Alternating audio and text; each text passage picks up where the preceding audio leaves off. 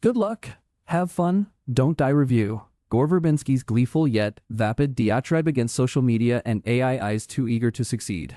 Gore Verbinski has some words for the younger generation, and he isn't going to be brief about it. Behind a bloated script from Matthew Robinson Love and Monsters Dora and The Lost City of Gold, the Pirates of the Caribbean trilogy director rails against the contagious use of AI, the degradation of the planet at the hands of social media, and the scourge of gun violence in our schools. Of course, all these things are interrelated, but in Good Luck Have Fun Don't Die, they are only explored in silo and with obnoxious boomer railing against Esky humor, making the entire enterprise feel interminable. To be sure, the film has a lot of cheeky charm to it, but most of what is good is drowned out by wild stabs at unclear targets and a script that bobs and weaves when it might be better served by staying the course. Sam Rockwell reliably excels as a potentially insane man from the future, and Haley Richardson is there for a solid assist, but so much of Good Luck Have Fun Don't Die is preening and self-congratulatory, both in its trite humor and at what it purports to be criticizing. What is fun about the film is its labyrinthine style of world building. What starts off as a simple premise, a crazed man crashes Norm's diner in LA late at night with a speech about the apocalypse, becomes a wacky, at times propulsive chase against time to stop the world's demise.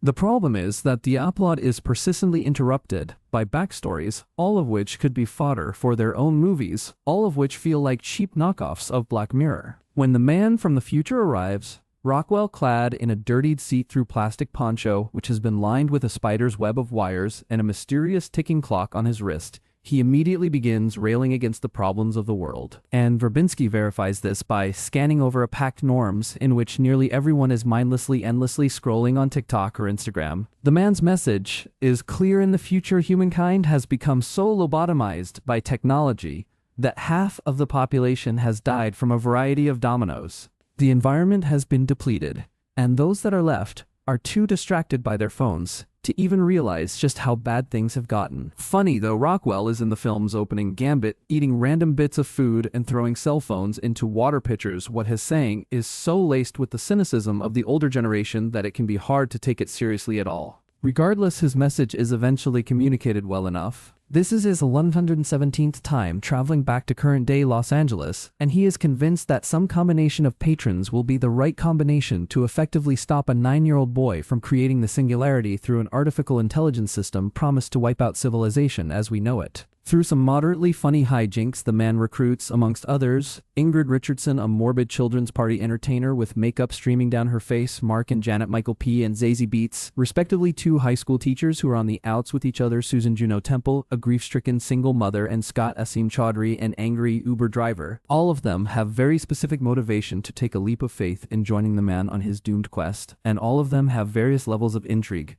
But the Magnolia-like structure doesn't help the film move forward with sufficient energy. The film is overlong by a wide margin, none more so evident than in the final disastrous act which destroys any goodwill that had been built up. Susan's backstory in particular is extremely misguided. Having just lost her son to a school shooting, Susan finds herself at a highly secretive experimental laboratory that resurrects the dead through a cloning procedure. He raised a lot of critique here of the gun industry and of policy that perpetuates gun use, while ignoring vulnerable kids, all of which is justified and righteous. But sometimes Verbinski and Robinson are aiming their ire at victims, rather than the systems which are in place that ensure people like Susan will continue to suffer. There are about 7 different intriguing films buried in here, but none of them are given the full attention they deserve.